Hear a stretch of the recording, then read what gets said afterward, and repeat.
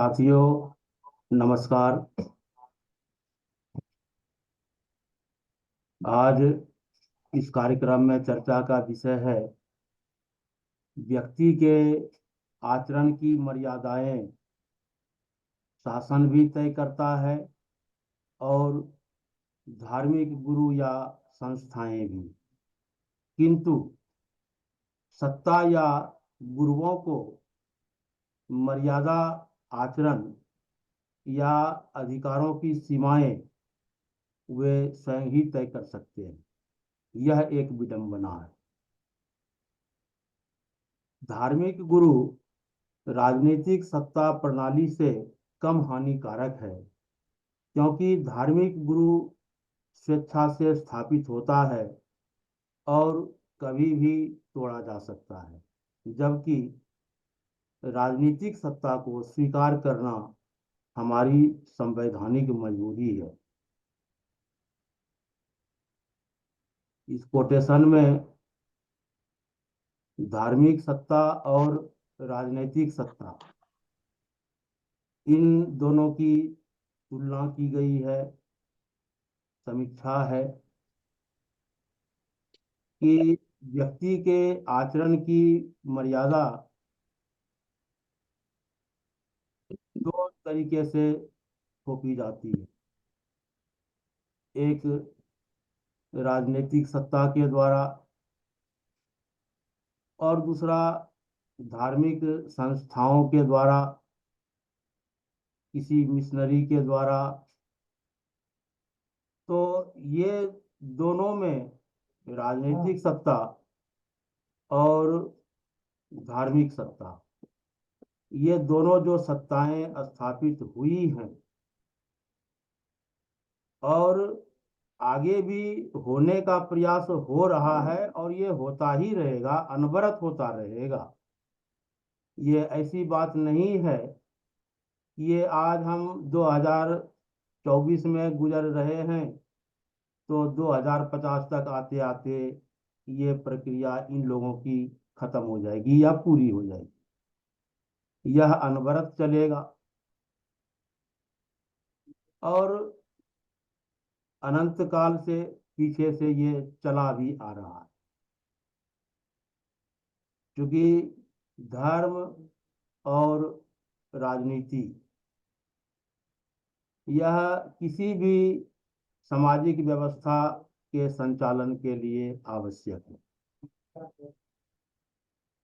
इसलिए इनके बीच में उस तरीके का सामंजस्य होना ही चाहिए जिससे राज्य भी अपना कार्य करते रहें, धर्म भी अपना कार्य करते रहे और समाज भी अनवरत, बेधड़क और बिना किसी रुकावट के आगे बढ़ता रहे।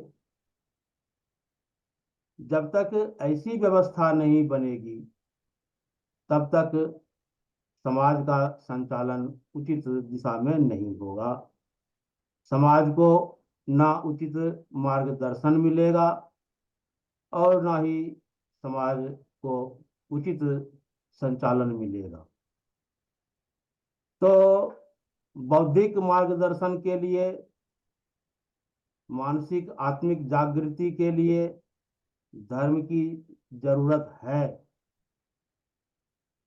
और भौतिक संचालन के लिए, उनके जीवन यापन के लिए, सामाजिक व्यवहार के लिए राजनीतिक नेतृत्व की भी जरूरत है। तभी जो है कोई भी निर्णय वह हमारे धार्मिक प्रगति का हो, आत्मिक प्रगति का हो, हमारे सामंजस्य के भाव की विकास का हो, अथवा किस तरीके से हम समाज में सुदृढ़ जीवन जी सकें, हमारी भौतिक आवश्यकताओं की पूर्ति कैसे होगी, समाज में हम रोजगार कैसे प्राप्त कर सकेंगे, हमारा राज्य से संबंध क्या कैसा होगा, हम अपने अपने मामले में कितने निर्णय लेने में सक्षम होंगे। इन सारी बातों को समाज में देखा जा सकता है और लगेगा कि हाँ, सचमुच में अब ये समाज जो है व्यवस्थित है, जो धर्म का कार्य है धर्म कर रहा है और राज्य का कार्य राज्य कर रहा है। लेकिन कई चर्चाओं में अनवरत हम चर्चा करते ही रहते हैं और इस विषय का समावेश होता है कि राजनीतिक सत्ता जो है वो व्यक्ति की मर्यादाओं को तय कर रहा है, समाज की सीमाओं को तय कर रहा है और उसके लिए अनेक तिकड़म वो अपनाते रहे हैं। लेकिन आज जो है उसके साथ साथ हमें धार्मिक सत्ताओं का भी जो है चर्चा करना है कि धार्मिक सत्ता भी स्वयं को स्थापित करने के लिए, स्वयं को महान बनाने के लिए, बताने के लिए किस प्रकार से जो है समाज को और व्यक्ति व्यक्ति को अपनी सीमा में बांध रहा है। राजनीतिक सत्ताओं ने समाज को सीमा में बांधा है उनके राजनीतिक अधिकारों के लिए, और कुछ मामलों में व्यक्ति के व्यक्तिगत खान पान या आदत को उन्होंने आपराधिक बता दिया है। लेकिन धार्मिक सत्ता जो व्यक्ति को बांध रहा है वह उसके नीतिगत निर्णय को भी जो है वह बांध रहा है। वह क्या अच्छा है, क्या बुरा है, कैसा आचरण करना चाहिए, किस तरीके से उसे सही रहना चाहिए, और यदि वो नहीं रह पाता है उस आधार पर तो संसार में वो सबसे दोषी प्राणी होता है, कलंकित व्यक्ति होता है, अवहेलित व्यक्ति होता है। यदि हम राजनीतिक सत्ता को दरकिनार करते हैं तो हम साधारण अपराधी होते हैं। लेकिन यदि हम इनके नियमों को, धार्मिक नियम उपनियम जो हैं, इनसे थोड़ा सा भी विपरीत आचरण करते हैं तो हम तो मनुष्य नहीं, हम तो तुरंत पशु ही गिन दिए जाते हैं। ऐसी बातें जो है बहुत सारी हैं कि व्यक्ति के आचरण को यह मर्यादा तय करने का अधिकार ना ही धार्मिक सत्ता को है और ना ही राजनीतिक सत्ता को है। व्यक्ति का आचरण उसका मौलिक अधिकार है और मौलिक अधिकार को ना राज्य ही जो है अतिक्रमित कर सकता है और ना ही धर्म, क्योंकि राज्य और धर्म यह समाज की सहायता के लिए है, समाज के उचित संचालन के लिए है, व्यवस्थित करने के लिए है, हमारे एक अंग के रूप में है। वह हमारा अंग है। जैसे हमारे शरीर का यदि अंग हमारा हाथ पैर है, उसी तरीके से समाज का एक अंग है राज्य और समाज का एक अंग है धर्म। तो यह कोई अंग ही जो है वो हमारा मालिक बन जाए, हमारा संचालक बन जाए, यह जो है मौलिक अधिकार के विरुद्ध होता है। मौलिक अधिकार का अतिक्रमण मैं इसे मानता हूं।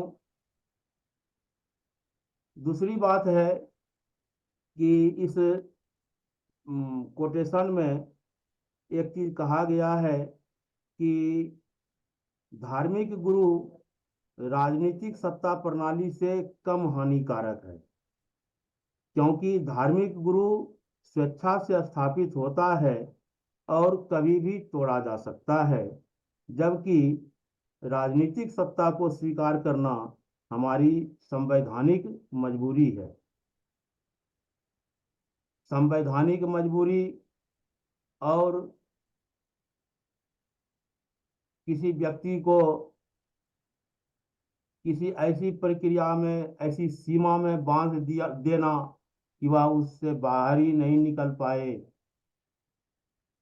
आजाद होकर सोच ही ना सके, एक एक सीमा में ही सोच सके, सीमा को ही जो है वो अपना कार्य क्षेत्र बना सके, उसी दायरे में बंद करके रहने को मजबूर हो जाए, तो यह भी जो है एक धार्मिक गुलामी है, जो कि मैं समझता हूँ ये राजनीतिक से ज्यादा खतरनाक है। हमने पढ़ा है, इतिहास में देखा भी है कि धर्म के नाम पर ही अत्याचार अन्याय हुए हैं। भारत का दिल्ली, पूरा भारत जो है धर्म के नाम पर अतिक्रमित होता रहा है, लूटा जाता रहा है। वो राजनीति नहीं थी वहां पर, वहां पर धर्म था कि धर्म को स्थापित करना है। तो इस उद्देश्य से जो है यूरोप का इतिहास भी धार्मिक खूनी इतिहास से भरा है। रानी मेरी ने 300 प्रोटेस्टेंटों को धर्म के नाम पर जिंदा जला दिया था। खूनी मेरी के नाम से वो इतिहास प्रसिद्ध है। तो ऐसा नहीं है कि राजनीतिक सत्ता से धार्मिक सत्ता यदि स्थापित हो जाए, धर्म के आधार पर कुछ स्थापना हो जाए, तो वह कम खतरनाक होगा। वह विशेष खतरनाक होगा इसलिए कि वह वंशानुगत गुलाम बनाता है। और राजनीतिक सत्ता जो है वह तो 5 साल के लिए है। चलो, उन्होंने हमें वोट देने का अधिकार दिया है, वापस लेने का अधिकार नहीं है। हम राइट टू रिकॉल लड़ रहे हैं, लेकिन धार्मिक सत्ता में तो राइट टू रिकॉल भी नहीं है।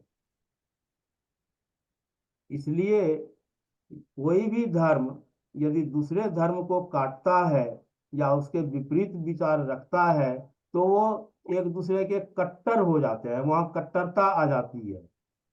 राजनीतिक में हमारी कोई कट्टरता नहीं होती है, मतभेद होता है। तो ये राजनीतिक सत्ता के लिए जो है अधिकतम जो शब्द हमारा होता है वो मतभेद का होता है। लेकिन धार्मिक सत्ता स्थापना के लिए जो हमारा अधिकतम शब्द है वो कट्टरता, हिंसा, कहाँ कहाँ तक पहुंच जाता है। वो मानवता की सारी सीमा को तोड़ देता है। तो यहाँ भी ये भी सोचने वाली बात है कि राजनीतिक सत्ता जो है वो ज्यादा हमारे ऊपर प्रभावी है अथवा धार्मिक सत्ता। दूसरी बात, राजनीति को हम अपना अधिकार समझ करके बात करते हैं कि राजनीतिक सत्ता में हमारी भागीदारी चाहिए, हम खुल करके लड़ भी रहे हैं, हम अपनी बात रख पा रहे हैं। लेकिन धार्मिक सत्ता के लिए तो आप बात नहीं रख पाएंगे, क्योंकि इन लोगों की जकड़ पकड़ इतनी अधिक बनी हुई है कि ये जरा सा भी जो है विरोध की बातें रखते ही वहां पर लड़ने मरने को तैयार होते हैं। तो ये धर्म के नाम पर जो हमारे बीच ये विकृति आई है, धर्म जो है सामंजस्यवाद न रह करके हमारा जो कट्टरवाद के रूप में आ रहा है, वो धर्म का स्वरूप गलत होता जा रहा है। धर्म का ईश्वर से कोई संबंध नहीं है। ऐसा नहीं है कि ये ईश्वर की सृष्टि है, ईश्वर है, धर्म वहां पर हमें सिखा रहा है।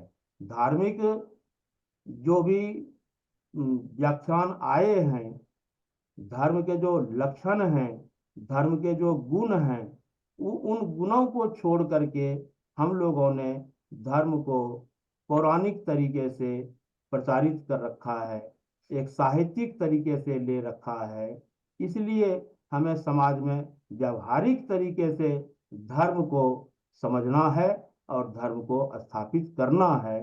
सचमुच में धर्म जो है वो मानवता का धर्म है, क्योंकि हम सभी सामाजिक प्राणी हैं, हम सभी मानव समाज हैं, मानव समाज की इकाई हैं। इसलिए मैं धर्म मानवता को मानता हूँ। यदि हमारे अंदर व्यक्ति व्यक्ति के बीच में बंधुत्व, सामंजस्य, सह अस्तित्व का भाव नहीं रहा, तो वह हमारा धर्म नहीं है। जो हमारे समाज को तोड़ करके सह अस्तित्व के विरुद्ध कार्य कर रहा हो, उसे धर्म की मान्यता नहीं दी जा सकती है। संप्रदाय की मान्यता जरूर होती है, वह सांप्रदायिक है, वह समाज का बिलगाववादी है, अलगाववादी तत्व है। तो राजनीतिक सत्ता वह खतरनाक तो है ही हमारे लिए, लेकिन हम उस पर बात कर रहे हैं, हमारी चर्चा हो रही है। और धार्मिक सत्ता जिसके चंगुल में हम फंस रहे हैं और देख रहे हैं, अभी 4-5 दिन पहले या सप्ताह भर पहले जो है बंगाल की बात उभर करके आई कि किस तरीके एक से एक धर्म वाला दूसरे धर्म वाले को कि नीच मानता है, अवहेलित मानता है, मजबूर मानता है। और राजनीतिक सत्ता प्रणाली जो है वो भी अपने वोट बैंक के लिए मानवता को छोड़ करके उन अपराधियों का मदद कर रही है, क्योंकि उसे राजनीतिक सत्ता बनाए रखना है। तो धर्म सत्ता जो समाज को मार्गदर्शन करने के लिए था, और राजनीतिक सत्ता जो समाज को सुरक्षा न्याय देने के लिए था, ये दोनों ही जो है आज सत्ता संघर्ष में शामिल हो रहे हैं, हो चुके हैं। बड़े बड़े धार्मिक गुरु जो है वो एक छोटा सा विधायक बनने के लिए जो है इस तरीके से नीचे उतर करके जूते चाटते हैं राजनेताओं के। तो ये वो अपनी महिमा वो खुद खो रहे हैं, खुद खो चुके हैं। इसमें जो है समाज क्या कर सकता है? समाज को अपना अस्तित्व बचाना है तो समाज को जागृत होना होगा, और धर्म सत्ता और राजनीतिक सत्ता के अवगुणों को पहचानते हुए हमें एकजुट होना होगा। हमें सारा मतभेद भुलाकर एक बनना होगा, क्योंकि हम एक सामाजिक प्राणी हैं। जी, मैं अपनी बात पूरी कर चुका हूँ, और अब आप सब साथियों से अनुरोध है कि आप लोग भी अपनी अपनी बात रखेंगे। जी।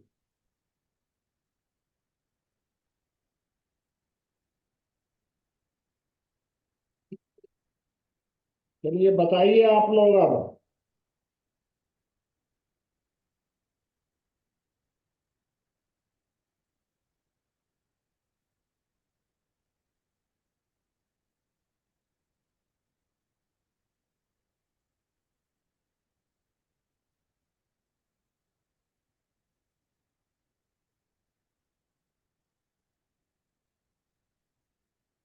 कोई शुरू करिए अपनी बात।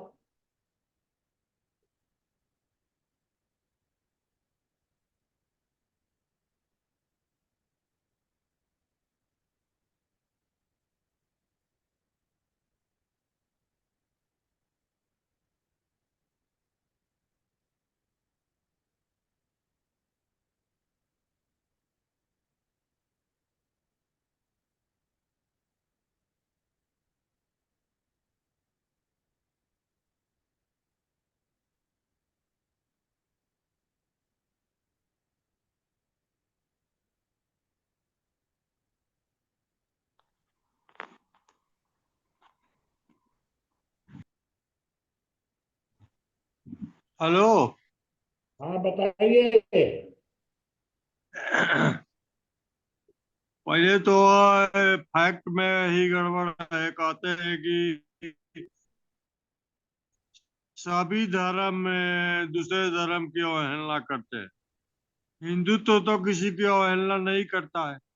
जहां तक धर्म सत्ता की बात है, धर्म सत्ता की बात है तो धर्म सत्ता यहाँ पर जैसे ईसाइयों का है। रोम से पूरा इंग्लैंड, पूरा यूरोप, रोम से चलता था, गवर्नमेंट चलता था। ईसाई लोग वहां पर एक आंदोलन हुआ जिसको औद्योगिक आंदोलन कहते हैं। उसके बाद वहां से क्रिश्चियनों का धर्म सत्ता हटा। लेकिन मुसलमानों के यहाँ आज भी धर्म सत्ता ही है। जो मौलाना है वही गवर्नमेंट भी चलाता है। लेकिन हिंदू में तो ऐसा है नहीं। और जहाँ तक धर्म की बात है, धर्म और अध्यात्म दोनों को एक ही आप समझ लिए। तो धर्म दूसरा चीज है, अध्यात्म दूसरा चीज है। और धर्म का काम है, आईपीसी सीआरपीसी है धर्म। मन नियमन करता है आदमी को कैसे सुसु करना चाहिए, कैसे बोलना चाहिए, कैसे बिहेवियर, कैसे उसका चरित्र होना चाहिए। क्या आचार संहिता होनी चाहिए, दैनिकी क्या होनी चाहिए, ये सब सिखलाता है धर्म। धर्म तो एक संहिता है।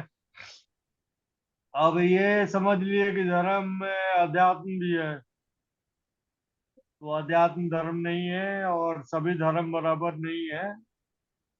और यहाँ हिंदू धर्म का तो कभी भी गवर्नमेंट नहीं रहा है, हिंदुत्व का। राजा लोग उसके पहले भी राज करते थे, लेकिन ऋषि महर्षि ज्ञानी महापुरुष से राय लिया करते थे। मुनि जी जैसा कोई आदमी होगा, उसका कौन राजा राय लेता था उस समय। ये धर्म सत्ता का मतलब है कि मतलब ज्ञान को महत्व मिलता था। और अब इस्लाम में तो ऐसा नहीं है, ज्ञान को महत्व देने का है। क्रिश्चियन लोगों का तो खैर धर्म पर से, गवर्नमेंट पर से उन लोगों का सत्ता हट गया। तो ये सब बात है, ये सब अच्छा विषय है, लेकिन धर्म सत्ता अध्यात्म नहीं है।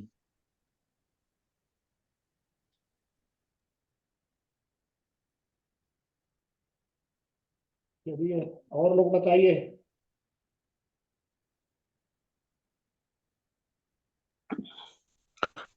मुनि जी प्रणाम। प्रणाम भाई। ये आज जो चंडीगढ़ का फैसला आया मेयर वाला, उसमें क्या होना चाहिए था? नहीं, वो तो गलत तो हुआ ही है चंडीगढ़ में। जी। ये ये तो शुरू से दिख रहा था, जी। पहले दिन से ही दिख रहा था कि उसमें बहुत धांधली हुई है। राजनीतिक और चुनाव आते भी जो है आयोग भी भ्रष्ट हो गया है। पूरा हुआ है, धांधली हुआ है। ये शुरू दिन ही दिख रहा था, उसी दिन जिस दिन रिजल्ट आया था। जी।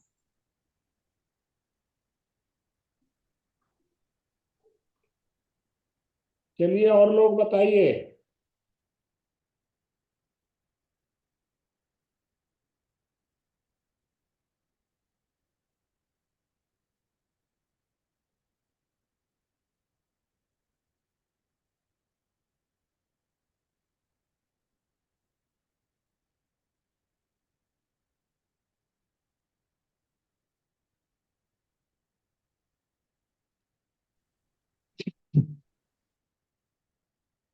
मेरी आवाज जा रही? हाँ। बताइए। बाबा, मुझे लगता है कि चाहे धर्म सत्ता हो, चाहे राजनैतिक सत्ता, मतलब राजनैतिक सत्ता की हम वह बात कर रहे हैं जहां लोग की भागीदारी नहीं है, राजसत्ता, इन दोनों में आपने कहा है कि धर्म सत्ता स्वेच्छा के आधार पे काम करती है, वह कम खतरनाक है। और ज्यादा खतरनाक है राजसत्ता, जो कि वो उसके पास लोगों पर थोपने के लिए पुलिस है, मिलिट्री है, प्रशासन है, न्यायपालिका, तमाम चीजें कानून के आधार पे।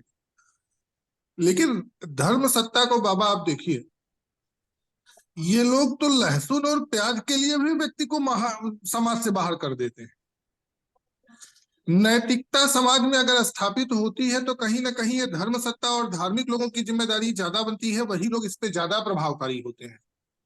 तो धर्म सत्ता तो कहीं गुना ज्यादा खतरनाक दिखती है, क्योंकि यह एक तो अपराध करने को नैतिकता प्रदान कर देती है, जैसे हत्या करना, कि किसको, जो काफिर है या फिर जो विधर्मी है। वे गीता भी कहती है विधर्मियों की हत्या कर दो, और कुरान भी कहता है काफिरों की हत्या कर दो।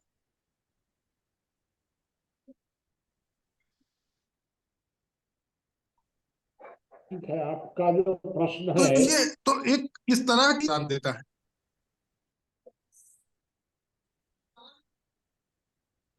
बताइए और कुछ। हाँ। ये जो प्रश्न है ना, हाँ। लॉजिक तो है। मुख्य बात यह है कि राजनैतिक सत्ता आपके मौलिक अधिकारों को छीन सकती है, अर्थात आपको दंडित कर सकती है, आप सहमत हो या न हो। धार्मिक सत्ता आपको दंड नहीं दे सकती है, बहिष्कृत कर सकती है।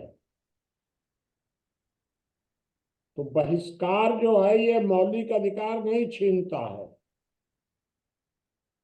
तो राजनीतिक सत्ता और धार्मिक सत्ता में ये फर्क मानने की जरूरत है कि राजनीतिक सत्ता आपके मौलिक अधिकार छीन सकती है, जेल में डाल सकती है, आपको फांसी पर चढ़ा सकती है।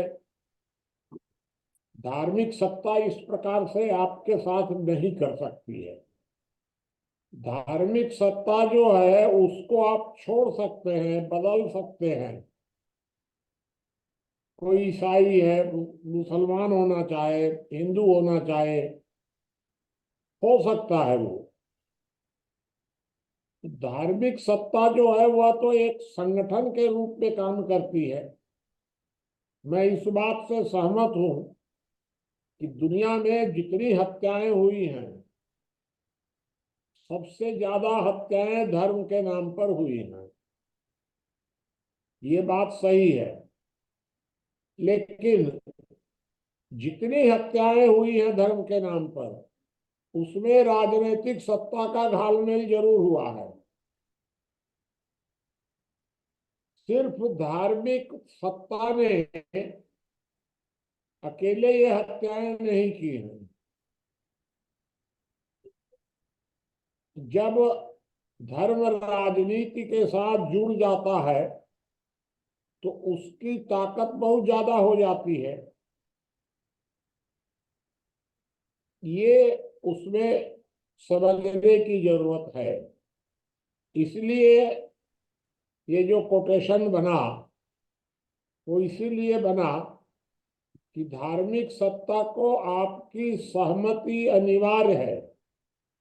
आप अगर सहमत नहीं है तो धार्मिक सत्ता आपका कुछ नहीं कर सकती। लेकिन राजनीतिक सत्ता ताकत से आपको दंडित कर सकती है। लेकिन चलिए इस विषय पर और चर्चा कीजिए तो कुछ और नई बातें सामने आएंगी। बाबा, ये जो धार्मिक सत्ता और राजनीतिक सत्ता की बात आप कर रहे हैं, दोनों का एक होना, भारत को छोड़ करके भारत में आपकी बात प्रासंगिक दिखती है कि ठीक है, यहाँ पे कोई भी व्यक्ति धर्म बदल सकता है, धर्म में जा सकता है। बाकी अगर हम वैश्विक परिदृश्य पर बात करें तो कई जगह तो मैंने जो अपने आप को डेमोक्रेटिक कहते हैं, रिपब्लिक कहते हैं, वो भी धार्मिक सत्ताओं के ही आश्रय में आकर के अपने आप को संरक्षित होते हैं। तो धर्म और सत्ता, इन दोनों के बीच में इतनी मोटी दीवार भारत में क्यों खड़ी है, जबकि दुनिया के किसी और व्यवस्था में तो नहीं दिखता है? बताइए भाई, इस प्रश्न का उत्तर कोई। देखिए भाई साहब, ज्ञानेंद्र जी, मेरी आवाज आ रही है भाई साहब? हाँ, आ रही है आवाज, सबकी आ रही है। देखिए, दुनिया भर में जो धर्म ये विकसित हुए हैं, मान लिया ये अब्राहमिक धर्म, जैसे इजराइल में विकसित हुआ, ईसाइयत या इस्लाम या ये यहूदी, ये सभी स्टेट सर्वाइवल के लिए विकसित हुए हैं। इनका कोई सामाजिक ताना बाना ठीक नहीं माना जा सकता। अगर कोई कहेगा भी तो वो बात मुनासिब नहीं है। राज्य के पालन पोषण के लिए ही धर्म का विकास हुआ है, स्वीकार किया गया है। अब अगर हम भारत के धार्मिक सोच समझ को और इनकी धार्मिक सोच समझ को एक साथ लेकर के चलना चाहते हैं तो वो चलेगी भी नहीं, वो संघर्ष होता रहेगा। जबकि भारत में धर्म की स्थिति बिल्कुल अलग रही है। यहाँ धर्म का मूल रूप लक्षण के आधार पर स्वीकार किया है, समाज अब करता है, और अब भी उसका असर है। हजारों साल की जो वैचारिक गुलामी हम झेलने के बाद भी धर्म का को लक्षण के आधार पर हम लोग आखिर में स्वीकार करते हैं। ये बात अलग हो गई है कि प्रतिस्पर्धात्मक स्थिति में भाई जैसे आप कह रहे हैं कि हिंदू में संगठन होना चाहिए इस्लाम से लड़ने के लिए, ये बहुत बड़ा एक वर्ग खड़ा हो गया, लेकिन फिर भी जो सच है वो इतना ही है कि हम लक्षण के आधार पर धर्म की स्थिति को स्वीकार करते हैं, और जो दूसरे देश हैं उनमें ऐसी कोई बात है नहीं। जब तक इस बात को क्लियर नहीं होगा, ये लोग नहीं ज्यादा समझेंगे, तब तब तक बात कुछ समझ में आएगी नहीं। क्योंकि अ, उनका अपना सोचना समझना रहा है, बिल्कुल अलग है, डिफर है। तो ये बात है, इसका कोई ठीक असर आता हुआ दिखाई नहीं देता है।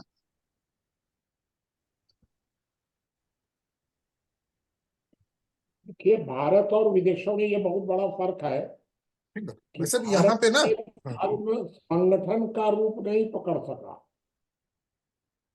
यद्यपि प्रयत्न हुआ पिछले 100-150 वर्षों में, यह प्रयत्न तो हुआ कि धर्म को संगठन का रूप पकड़ होना चाहिए, लेकिन भारत में अभी तक उसको मान्यता नहीं मिली संगठन को।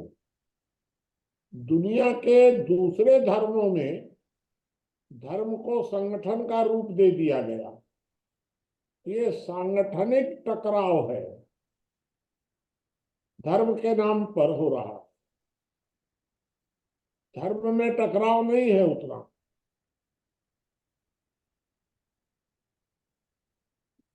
चलिए, और कोई बात, कुछ ज्ञानेंद्र जी और पूछना हो तो बताइए, नरेंद्र जी से भी, ताती जी हाँ, से भी। नरेंद्र जी से भाई साहब, एक चीज ये जो बात नहीं समझ में आ रही है हाँ कि बताइए भाई हम साहब। जो चर्चा कर रहे हैं पर एक मानवीय व्यवस्था को, सामाजिक व्यवस्था को समझने की बात कर रहे हैं। हाँ और जो एक हमारे पास भाई सब लोग तो हिंदी जानते नहीं, संस्कृत जानते नहीं, अनुवादक के ही माध्यम से एक हाँ दूसरे की बात समझते हैं, तो उसका हाँ ट्रांसलेशन होता है मजहब या रिलीजन। हाँ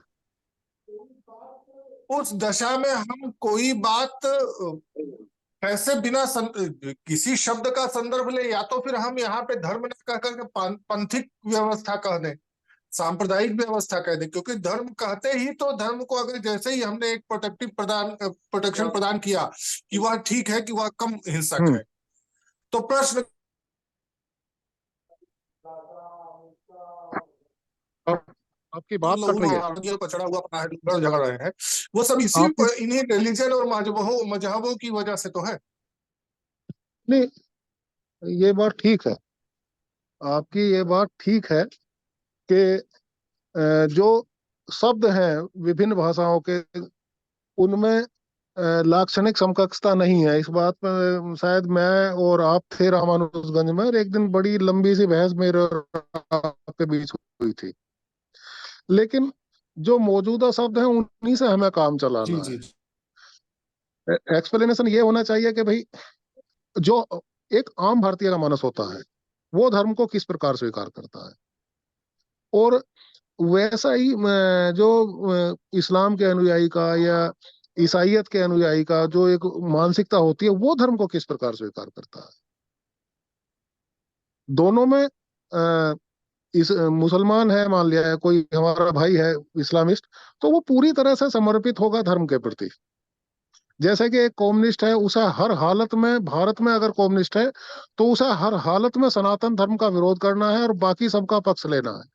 इस माइंड सेट ने धर्म के की परिभाषा को बहुत ज्यादा विकृत किया है, और एक मतलब एक सामाजिक बुराई के रूप में विकसित कर दिया है।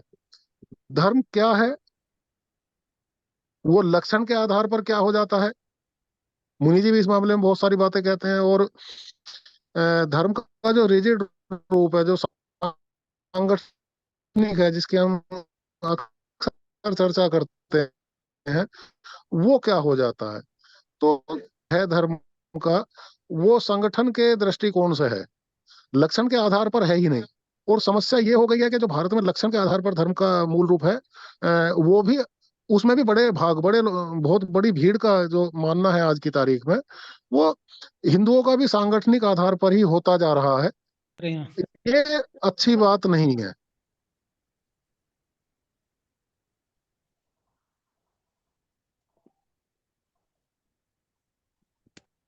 चलिए और बताइए।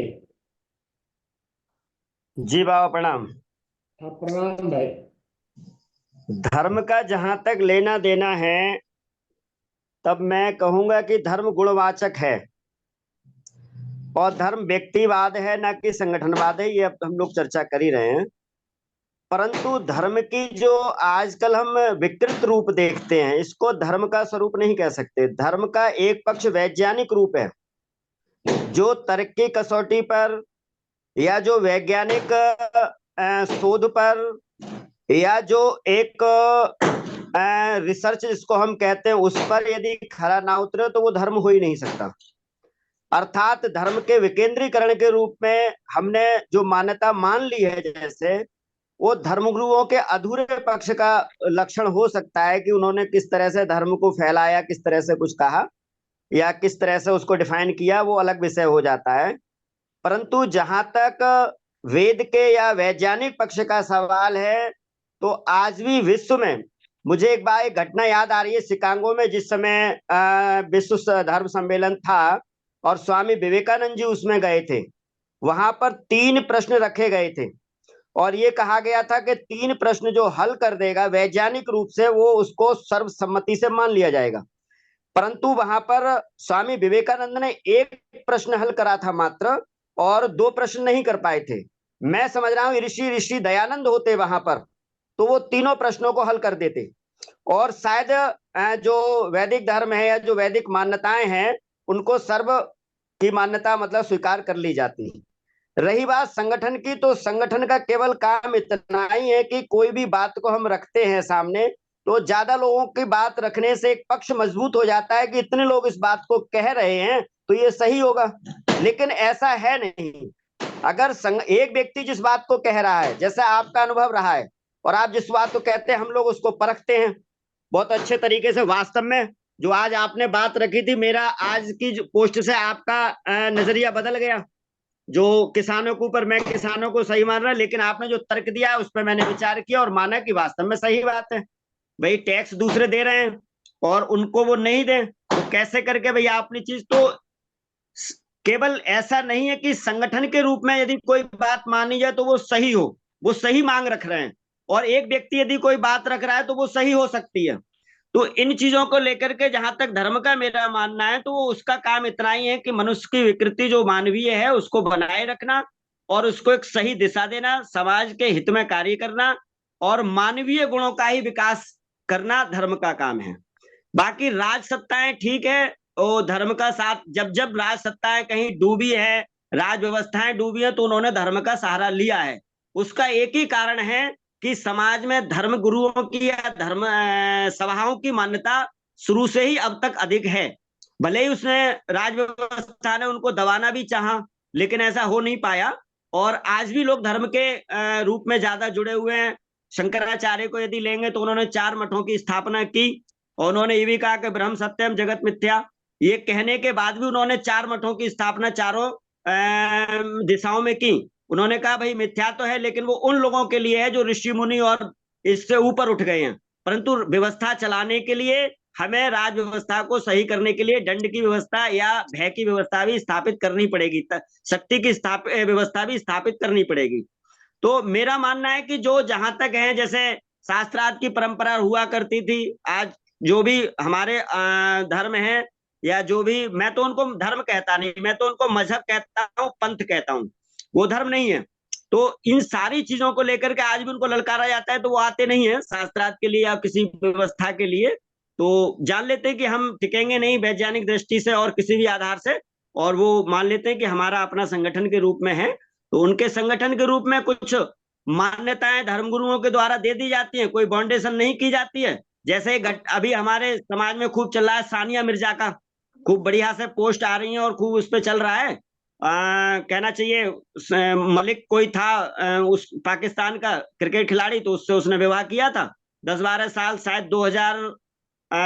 2000 ये 10 या 11 की बात होगी, 11-12 की जब शादी हुई। आज उसको निगलेक्ट कर दिया उसने, तीसरी शादी कर ली और आज आकर के भारत में आ गई हैं, तो उसको बड़ा टॉर्चर किया जा रहा है, उस दिशा से देखा जा रहा है।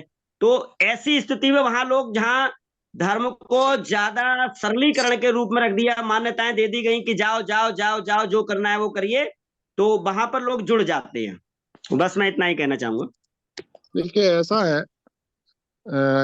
संजय जी, मेरा कहना इतना है कि समस्या है जब व्यवस्थाएं यथार्थ के मुताबिक नहीं रह जाती हैं, उनका यही परिणाम होता है। इतना कहना भी गलत है कि इस्लाम गलत है। इस्लाम जिस टाइम अरब में पैदा हुआ, जो वहाँ की परिस्थितियां थी, जिन लोगों ने जिन परिस्थितियों में भी उसके ढांचे को स्वीकार किया, वो उनकी आवश्यकता थी, उन्होंने किया। जरूरत थी उनकी। समस्या है किसी व्यवस्था को सार्वभौमिक मान लेना,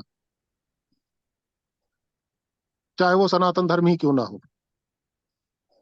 किसी भी व्यवस्था को दुनिया के 700 करोड़ लोगों के लिए मान लेना कि ये उपयुक्त है, ये गलत बात है, और यही टकराव का कारण है। यही टकराव करता है। व्यवस्था यथार्थ की होती है, परिस्थिति की होती है, देश काल की होती है। जब भी लोग व्यवस्था के संदर्भ में देश काल परिस्थिति के अनुसार सोचना शुरू करेंगे, वो एक संतुलित व्यवस्था बना लेंगे। और जब भी इस व्यवस्था को सर्वकालिक मान लेंगे, व्यवस्था के किसी भी प्रारूप को सर्वकालिक मान लेंगे, तो इसका मतलब टकराव होगा, समस्याएं पैदा होंगी ही, कोई नहीं टाल सकता है। कुछ शब्दों की मैं बात करना चाहता हूं। मैंने ये देखा है, आर्य समाज को मानने वाले लोग, संघ के प्रचारक ओमपाल जी हमारे बीच में है, आज यहाँ नहीं है लेकिन अक्सर बातचीत होती है।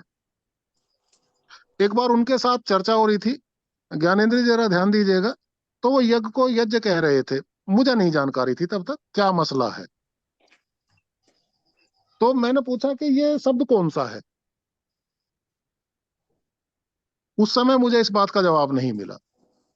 जवाब तब मिला, ये जो गे वर्ण है, ये कामता प्रसाद गुरु के बाद हिंदी सुधारणी सभा ने, जैसे अंग अनुस्वार आया, बिंदी वाला जो वर्ण है वो बाद में आया, हिंदी सुधारणी सभा का है, मूल वर्तनी का नहीं है।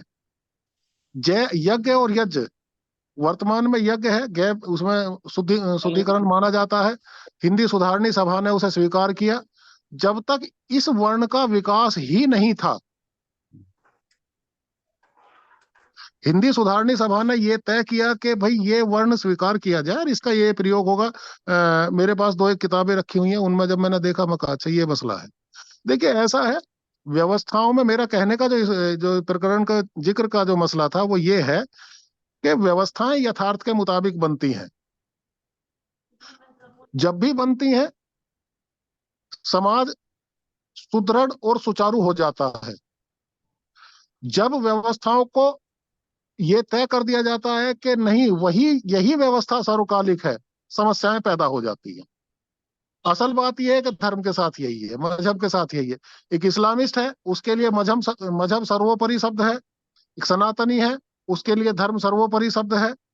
एक ईसाई है, उसके लिए रिलीजन सर्वोपरि शब्द है। इस समस्या का कोई इलाज दुनिया में नहीं किया जा सकता समाज के परिप्रेक्ष्य। जब तक इस प्रकार जो मुनि जी का कथन है कि विभिन्न विचारधारा के लोग जब तक एक साथ बैठ करके चर्चा नहीं करेंगे और दृष्टिकोण स्पष्ट नहीं करेंगे, तब तक तो इन समस्याओं का हल कोई दिखाई नहीं देता है। मतांतरों के लोग एक साथ बैठ करके चर्चा करें, तो ये बात है। बताइए आप, एक बात बताइए कि आज का विषय कहीं छूट तो नहीं रहा है? ऐसा लगता है थोड़ा। हाँ, आज का जो विषय है जी वो बाबा। यह है कि जो धार्मिक संगठनात्मक स्वरूप है वह भी समाज में गलत दिशा दे रहा है, जी और राजनीतिक स्वरूप भी गलत दिशा दे रहा है। दोनों। लेकिन हर धर्म गुरु राजनेता बनने के लिए तुरंत तैयार है, लेकिन राजनेता धर्मगुरु बनने को तैयार नहीं है कि वो राजनीति छोड़कर धर्मगुरु बन जाए।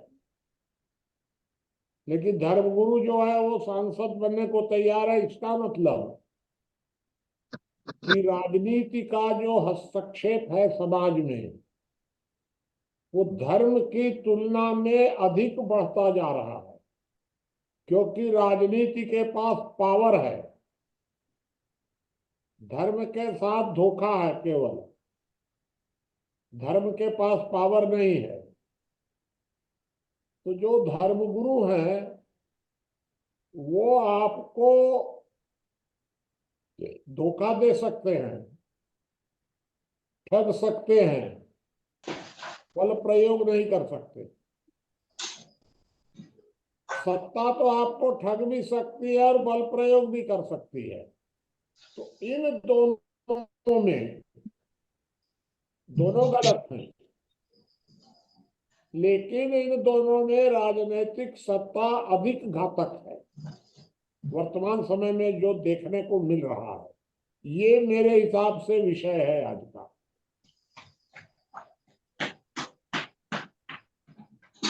बाबूजी, मुझे लगता है कि जैसे हम भारत जैसे देश की बात करते हैं या क्रिश्चियन कंट्रीज की बात करते हैं, तो वहां पर जो धर्मगुरु हैं और जो राजनीतिक सत्ता को मानने वाले हैं उनके बीच में एक निश्चित दूरी है।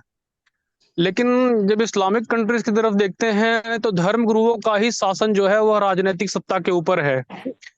भारत में कोई ऐसी सत्ता भी आ सकती है जो इस देश में धर्मगुरुओं का विरोध करे, या बहुल संख्यक जो धर्म को मानने वाले लोग हैं उनका विरोध करने वाली सत्ता आ सकती है। इस्लामिक देशों में ऐसा संभव नहीं है कि कोई उनकी जो विचारधारा है उसको विरोध करे और सत्ता में आ जाए। या फिर हम क्रिश्चियन कंट्रीज में भी ऐसा देखते हैं कि जो राजनीतिक सत्ता है वह धार्मिक व्यवस्था में बहुत अधिक हस्तक्षेप नहीं करती है। दोनों अपना एक संतुलन से दूरी दूरी से चलते हैं। तो धर्म सत्ता की बात करते हैं तो धर्म सत्ता इस्लामिक संगठन में अधिक खतरनाक दिखाई देती है। अन्य मतलब जितने भी देश हैं, जैसे भारत की बात करें तो यहाँ वैष्णव को मानने वाले हैं, कोई शैव को मान रहा है, कोई शाक्त को मानता है, कोई अद्वैत को मान रहा है, कोई द्वैत को मान रहा है। और राजनीतिक सत्ताएं अपना काम कर रही हैं, धार्मिक मामलों में हस्तक्षेप नहीं करती हैं। बड़े बड़े जो राजनेता हैं वो भी धर्म गुरुओं के आगे जाते हैं, घुटने टेकते हैं, वोट बैंक उनसे बनाना रहता है। लेकिन जब उन्हें लगता है काम निकल गया तो रामपाल जैसे, राम रहीम जैसे जिनके समर्थक 30 लाख 50 लाख समर्थक हैं, उनको भी उठा करके जेल में डालने की क्षमता रखते हैं। अर्थात राजनीतिक सत्ता के पास जो है सैन्य शक्ति तो है, पावर तो है, और उस पावर का उपयोग करते हैं। लेकिन जब वोट बैंक की बात आती है तो उसी वोट बैंक के लिए वो जाएंगे धर्मगुरुओं के पास। इस्लामिक देशों में पूरी तरह से जो राजनीतिक सत्ता है वो धर्मगुरुओं के नीचे ही है, उनका पूरा कंट्रोल रहता है। अगर आप उस व्यवस्था से बाहर गए तो आप सत्ता से बाहर हो जाएंगे। ये जो आप बता रहे हैं यह आप 50 साल पहले की बात बता रहे हैं, जिस समय लोकतंत्र बढ़ नहीं रहा था। जब से दुनिया में लोकतंत्र बढ़ता जा रहा है तब से धीरे धीरे धीरे धीरे धार्मिक सत्ता का कोई निर्णायक अधिकार राजनीतिक सत्ता पर नहीं दिख रहा। जैसे अभी नेपाल में मान लीजिए, तो नेपाल भी धार्मिक हाथ से निकल गया। चाइना तो पहले ही निकल गया था। भारत भी निकला ही हुआ है, धार्मिक सत्ता का कोई प्रभाव नहीं है भारत में भी, लोकतांत्रिक सत्ता का ही प्रभाव है। धीरे धीरे दुनिया में लोकतांत्रिक व्यवस्था मजबूत होती जा रही है और धार्मिक सत्ता का प्रभाव घट रहा है। लेकिन ये लेकिन अभी तक ये जो आप कर रहे हैं उस तरह अभी तक पूरी तरह समाप्त नहीं हुआ है धार्मिक सत्ता का भी प्रभाव। फिर भी लगातार धार्मिक व्यवस्था में राजनीति का दखल बढ़ रहा है और धर्म का दखल राजनीति में घट रहा है लगातार। ये भारत में भी साफ साफ दिख रहा है और दुनिया में भी दिख रहा है। मेरे हिसाब से ब्रिटेन में भी धार्मिक सत्ता का बहुत ज्यादा निर्णायक प्रभाव राजनीतिक सत्ता पर नहीं है।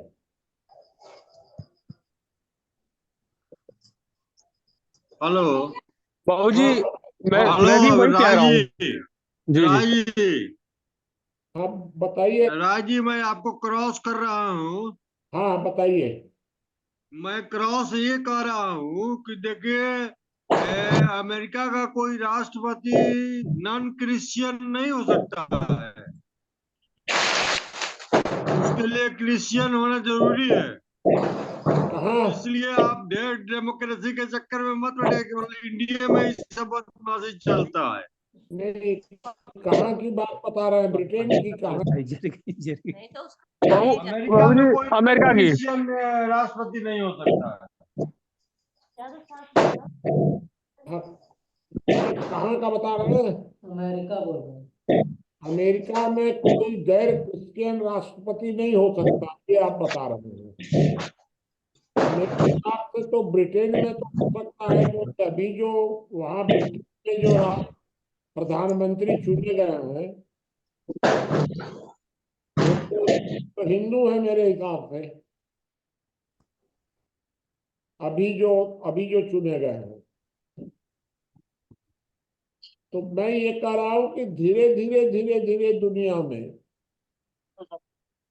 इस दिशा में बढ़ रहे हैं, लोकतंत्र की तरफ। इसमें बाबा मैं एक बात कहना चाहूंगा। हाँ, भारत की अगर बात देखें तो मैं एक बात तो मानने को तैयार हूं कि राज सत्ता ने धर्म सत्ता की जगह ले ली है। जो धर्मगुरु काम करते वो योगी जी मोदी जी कर रहे हैं मंदिर में जाकर के, जैसे उसको हम एक पक्ष में गलत नहीं मान सकते, लेकिन स्वरूप वही है। यानी धार्मिक रूप से ही उसको लोकतंत्र के लिए वो पब्लिक का रुझान ले रहे हैं। जैसे कि मंदिर का उद्घाटन करना है किसी संत या ऋषि या किसी मुनि का हो सकता था, उन्होंने किया, अच्छी बात है, मैं इसका विरोध नहीं कर रहा, इसको मान रहा हूं। राजनेता प्रधानमंत्री प्रथम व्यक्ति होने के नाते उन्होंने किया, लेकिन इसका आधार तो उन्होंने ले लिया, लेकिन धर्म से अलग ना हुए। मतलब राज व्यवस्था ने धर्म व्यवस्था पर केंद्रीकरण तो कर लिया है, लेकिन धर्म व्यवस्था से निकल नहीं सका, और ये शायद कभी होगा नहीं।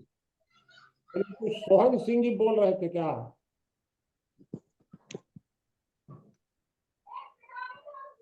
और बताइए कोई। जो आपने कहा ना, जी मोदी जी ने जो किया है, जी जी ये स्वतंत्रता के बाद ही शुरुआत हो गई। स्वतंत्रता के बाद जी पंडित नेहरू ने इस्लाम के साथ राजनीतिक समझौता किया और एक कानून बना दिया कि हिंदुओं को अपनी आबादी घटानी पड़ेगी और मुसलमानों को आबादी बढ़ाने की छूट मिलेगी।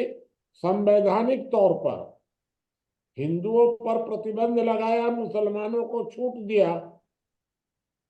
वहीं से इसे सांप्रदायिकता की नींव पड़ गई। स्वतंत्रता के बाद संविधान में ही नींव पड़ गई।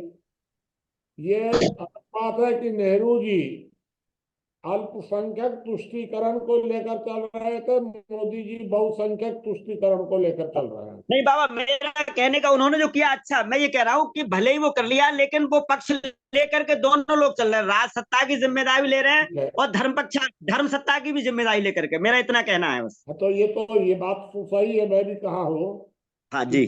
धीरे धीरे धीरे राजनीति जो है वो सब कुछ, अर्थ सत्ता, धर्म सत्ता, समाज व्यवस्था, परिवार व्यवस्था, हर मामले में राजनीति हावी होते जा रही है। हर मामले में इस बिल्कुल बात सही है। मैं भी सहमत हूँ। बाबा, एक हाँ, सवाल यहाँ पे ये हेलो खड़ा होता है। हाँ बताइए। हेलो।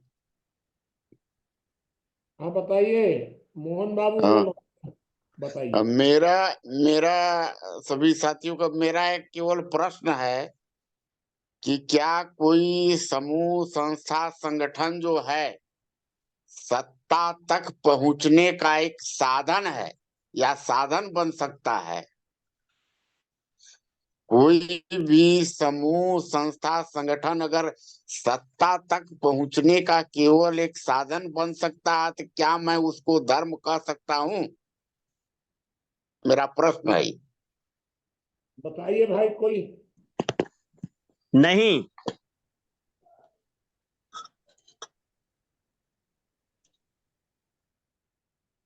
चलिए, और मोहन बाबू कुछ और पूछना चाहें तो और पूछ लीजिएगा। बाबा नहीं, मैं ठीक एक है। बात कहना चाह रहा था, हाँ, जैसे भारत में एक समाज नाम की एक व्यवस्था है, वो इसलिए दिखती है, इसलिए भी है, उसको हम नकार नहीं सकते, क्योंकि हमारी धार्मिक मान्यताएं कोई एक पैरामीटर में नहीं बांधी जा सकती, एक सड़क पे नहीं बनाया जा सकता कि ऐसे समाज चलता है।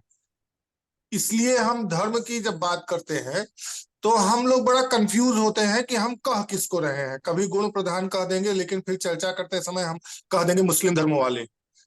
मतलब धर्म को हम कहेंगे तो गुण प्रधान, लेकिन फिर उसी के साथ मुस्लिम धर्म वाले, ईसाई धर्म वाले भी चर्चा शब्द में हमारी लोगों के शब्द होते हैं, बाहरी लोगों के नहीं। क्यों? क्योंकि यहाँ समाज व्यवस्था स्थापित है, अलग अलग मान्यताएं व्यवस्थाएं लोगों के बीच में स्थान पाती हैं, तो हम एक समूह जैसा बनाने के लिए उसको धर्म बोल देते हैं। आप जबकि यही व्यवस्था अगर हम विदेश में जाकर देखते हैं, या जो इस्लामिक कंट्रीज हैं या ईसाई कंट्रीज हैं, उन सबकी मान्यताएं भी उनकी धार्मिक व्यवस्था या यह कह लीजिए उनकी मजहबी, उनकी रिलीजियस व्यवस्था के ही अंतर्गत होती है, उसके बाहर नहीं होती। अच्छा, न्याय का एक संदर्भ यह भी दिखता है कि अगर हम किसी को न्याय देने की बात कर रहे हैं, तो आपने तो बहुत सुंदर परिभाषा दी थी कि मौलिक अधिकारों का अतिक्रमण अपराध है। लेकिन आज पूरी दुनिया में ही यही नहीं पता है कि हम किसको अपराध कहेंगे। वो तो सीधे से अपनी मान्यताओं के बाहर जाते हुए व्यक्ति को भी अपराधी बोल देती है। तो उस समय धर्म को व्यवस्था के अंतर्गत लेना उनकी मजबूरी बन जाती है, क्योंकि मान्यताओं के आधार पर ही अपराधी घोषित कर दिया जाता है।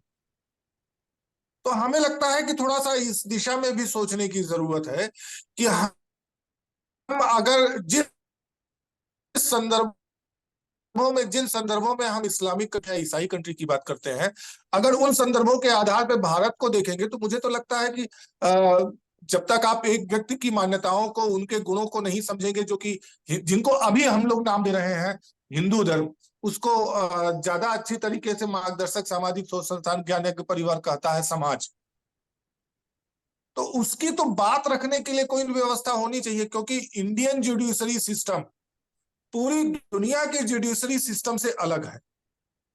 अगर भारत से मिलता जुलता दुनिया में कोई दूसरा जुडिशरी सिस्टम है, तो वह सिर्फ और सिर्फ रसिया में दिखता है।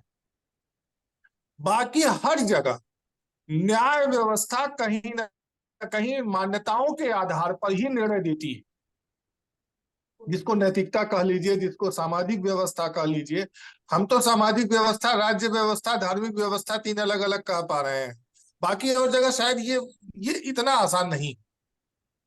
बाबा एक समय बात बताइए, एक बात बताइएगा कि अगर किसी ने धार्मिक आधार पर कोई अपराध किया है, धार्मिक अपराध, मौलिक अधिकारों का उल्लंघन नहीं, धार्मिक आधार पर अगर कोई गलत किया है, तो क्या कोई धर्म उसको दंडित कर सकता है वर्तमान समय में? इस पर सोचिए। जी बाबा, कोई धर्म इस्लाम गुरु किसी को दंडित कर सकता तो है क्या? साफ साफ दिखता है। है? इस्लाम तो बाबा साफ साफ दिखता है, वो पत्थर मार के संगसार कर देता है। नहीं, बहिष्कार कर देता। बहिष्कार दंड नहीं है। दंड तो उसी को कहते हैं कि जो मौलिक अधिकारों का हनन करे। मतलब किसी को एक झापड़ पीटे उसकी सहमति के बिना। धर्म जो है वो सहमति से दंड देता है, और राज्य सहमति के बिना दंड देता है। तो राज्य उसको पीट सकता है, उसका धन छीन सकता है, उसको जेल में डाल सकता है, उसको फांसी पर चढ़ा सकता है राज्य। लेकिन धर्म तो नहीं कर सकता है ये कुछ भी। धर्म किसी को एक झापड़ मार भी नहीं सकता है।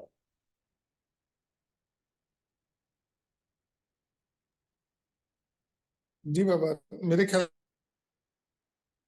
से समय हो गया है। समय जी बताइए, कह रहे, मतलब फिर अगर आगे इस विषय में। कोई बात अगर लगता हो कि ये सही नहीं है तो आप कोई बात पूछ भी सकते हैं। चर्चा को बाबा हम लोग यही समापन कर रहे हैं, क्योंकि समय हो गया है।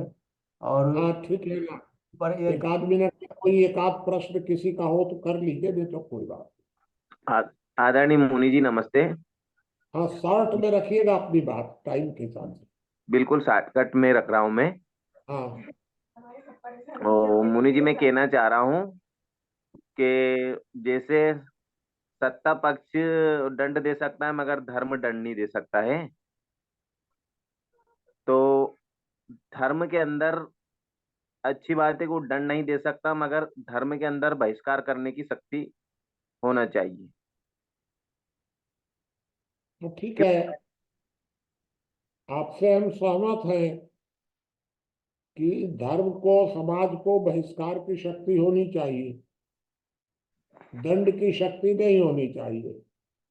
राज्य को दंड की शक्ति है, ये बात तो क्लियर है। ये चलिए ठीक है, आप समाप्त करिए ज्ञानेंद्र जी।